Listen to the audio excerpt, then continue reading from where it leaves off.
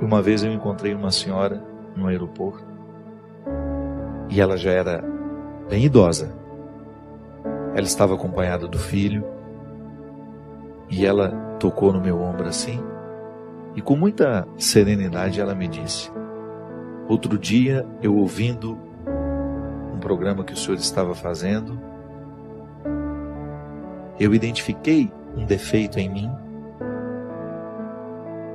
que passou uma minha vida inteira me acorrentando, mas eu não fui capaz de perceber. Aos 92 anos, que é a idade que eu tenho hoje, ela me disse, eu pude perceber o quanto eu fui prisioneira desse defeito. Eu não sei quanto tempo me resta, Padre Fábio, mas eu sei que naquele dia, a reflexão que o senhor fazia iluminou a minha consciência de um jeito que é como se eu tivesse arrancado ele com a mão. E eu não me permiti mais viver conforme as regras daquele defeito. Sabe quando você percebe que você participou do processo do outro?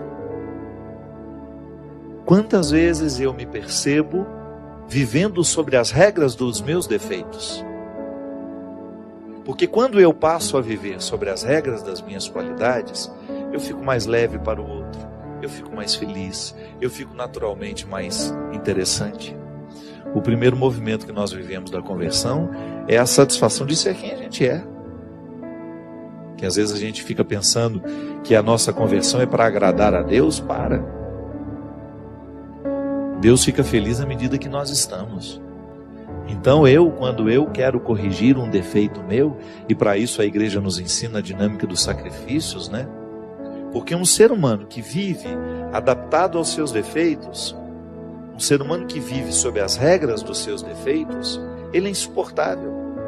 Ele é difícil no trabalho, ele é difícil dentro da família, ele é difícil nas relações amorosas que ele vai viver. Por quê? Porque ele é um porco espinho, né? Está sempre pronto para jogar os seus espinhos nos outros. Ele fica difícil para ele mesmo. Pode observar, pessoas muito difíceis são difíceis antes para elas. Antes de serem insuportáveis aos outros, elas são insuportáveis a elas mesmas. Por isso que elas têm tanta dificuldade de lidar, de estar com os outros, de serem instrumentais de coisas boas, né? Então se eu não quebro as regras dos meus defeitos, se eu não me incomodo para deixar de estar adaptado a eles, aos meus vícios, se eu não faço esse movimento, eu vou me tornando uma pessoa insuportável. E isso é muito interessante, porque isso deve ser para nós um termômetro de conversão. Eu sou suportável? Porque às vezes as pessoas elas se esquecem de permitirem que Deus transforme o coração delas. Às vezes transforma só o aspecto exterior. Mas e o coração? Que é esse que me faz ser diante do outro. Eu particularmente costumo dizer que nós cristãos somos os grandes responsáveis pelo ateísmo no mundo. Pela nossa falta de testemunho. Às vezes nós temos anos e anos e anos de pertença religiosa, 20 anos de padre, 30 anos de bispo, e somos insuportáveis. Somos deselegantes, somos grosseiros. Eu não sei onde é que Deus está nessa história. Se o processo de Deus na nossa vida é justamente amansar o nosso coração, é fazer-nos quebrar as regras dos defeitos, é a gente deixar de estar adaptados ao mal.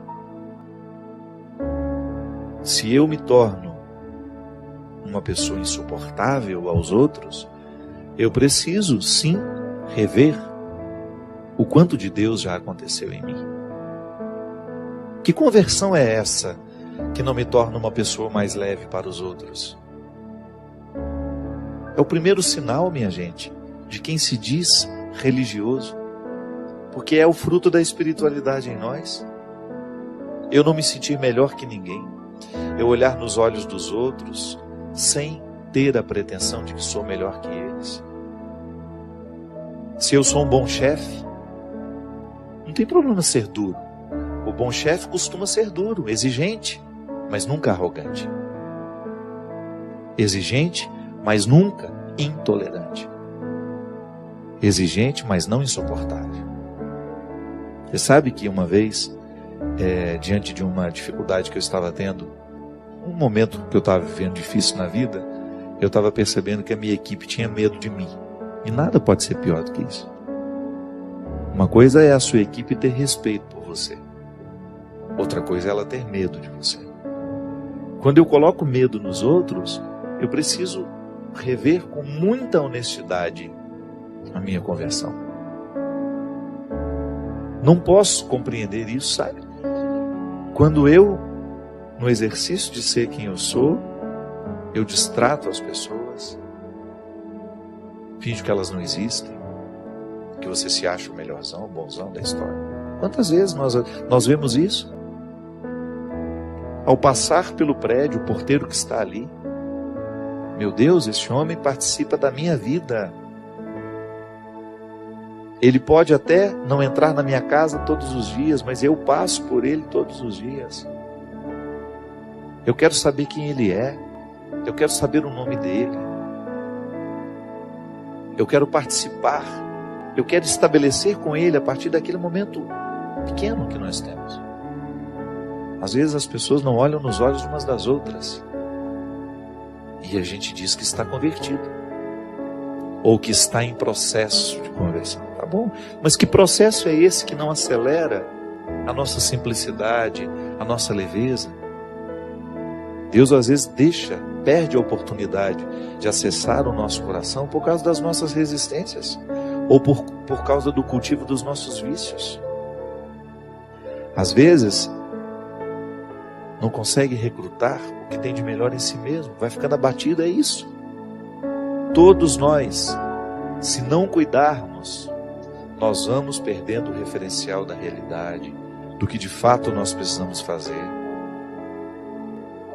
Para quê? Fazer para alcançar o melhor de nós. Eu quebrar as regras dos defeitos, para eu começar a viver sobre as regras das virtudes.